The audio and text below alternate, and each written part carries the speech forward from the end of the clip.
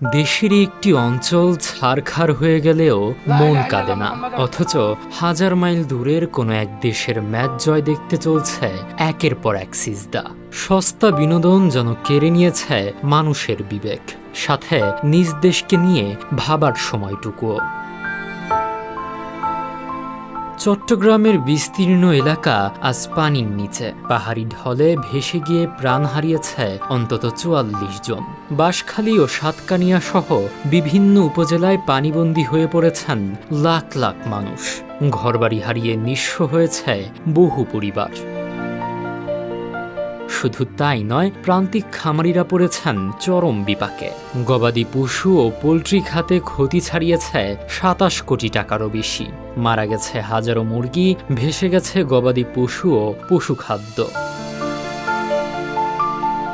এমন ভয়াবহ মানবিক বিপর্যয় ও বিপুল ক্ষয়ক্ষতির পরও বিষয়টি কাঙ্ক্ষিত মনোযোগ পাচ্ছে না জাতীয় পরিসরে।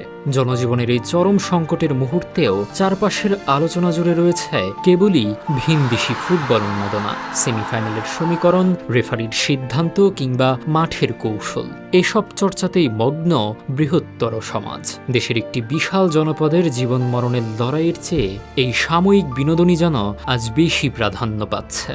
ফলে বানভাসী মানুষের হাহাকার আর আর্তনাদ অনেকটাই চাপা পড়ে যাচ্ছে গ্যালারির উল্লাসে।